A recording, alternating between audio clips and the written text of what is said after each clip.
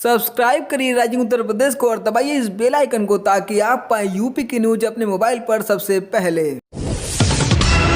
आजादी के 75वें वर्ष में देश भर में अमृत महोत्सव मनाया जा रहा है। आजादी के 75वें वर्षगांठ के अवसर पर राइजिंग उत्तर प्रदेश के सभी दर्शकों को बहुत बहुत शुभकामनाएं। उम्मीद है कि ये देश ऐसे ही आगे जाता रहे और एक दिन विश्व गुरु जरूर बनेगा। खतरनाक आतंकी संगठन अलकायदा समर्थित आतंकवादियों और प्रतिबंधित सिख संगठन की धमकी के बाद भी सीएम योगी देश की 75वें स्वतंत्रता दिवस पर विधान भवन प्रांगण में ध्वजारोहण करेंगे। आतंकी संगठनों ने स्वतंत्रता दिवस पर लखनऊ सहित प्रदेश के बड़े शहरों में सीरियल ब्लास्ट की धमकी दी है।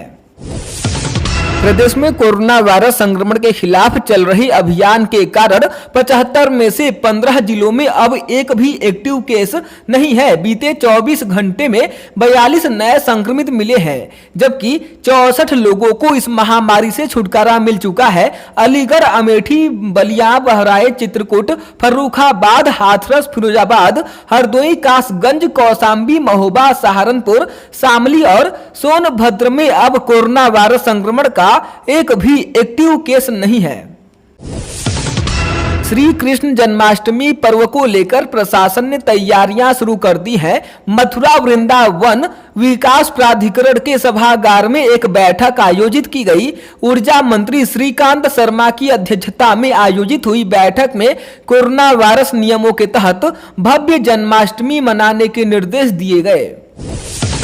स्वतंत्रता दिवस से ठीक पहले राजस्थान के डीजीपी यानी director general of police L Lathar की सरकारी ईमेल आईडी हैक हो गई। मेल से यूपी पुलिस को आतंकी हमले के अलर्ट का मैसेज भेजा गया है। इसकी पुष्टि डीजीपी एमएल लाठर ने खुद की। मेल हैक होने की जानकारी मिलते ही साइबर एक्सपर्ट इसे रिकवरी करने में जुट गए हैं। इस बीच सूचना मिली कि यूपी पुलिस को ईमेल के जरिए आतंकी हमले का अलर्ट भेजा गया है।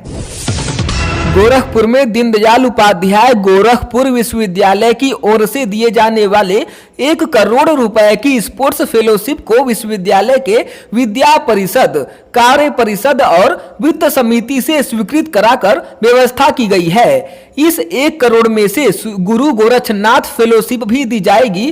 फेलोशिप के अंतर्गत खिलाड़ियों के रहने, भोजन, निःशुल्क प्रशिक्षण के साथ ट्यूशन फीस के खर्च का वहन भी विश्वविद्यालय प्रशासन द्वारा किया जाएगा।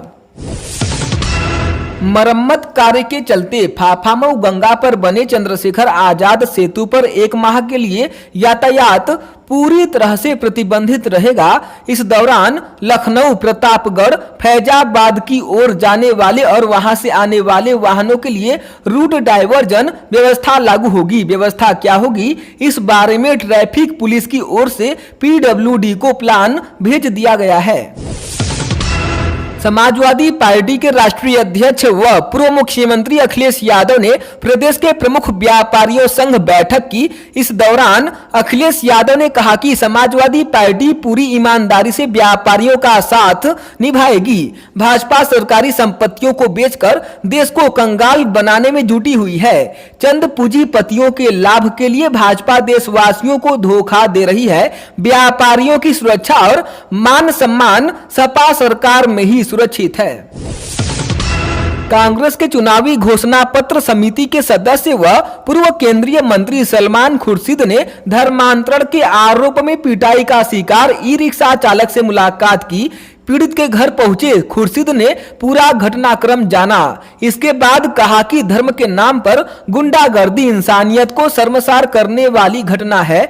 पीड़ित परिवार को सांत्वना दी कि उन्हें न्याय जरूर मिलेगा। शहर के कांग्रेसी नेता उनकी हर संभव मदद करेंगे। इस दौरान पूर्व सांसद राजा रामपाल, शैलेंद्र दीक्षित समेत अन्य कांग्रेसी नेता भी मौजूद थे।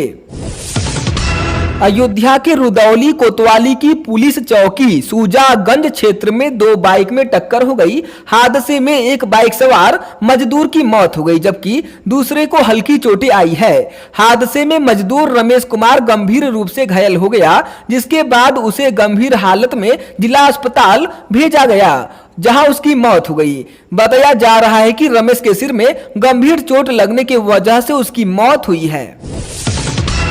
योगी सरकार ने तमाम मौलानाओं के दबाव बनाने के बाद भी मुहर्रम पर किसी भी प्रकार का जुलूस ताजिया पर प्रतिबंध को बरकरार रखा है।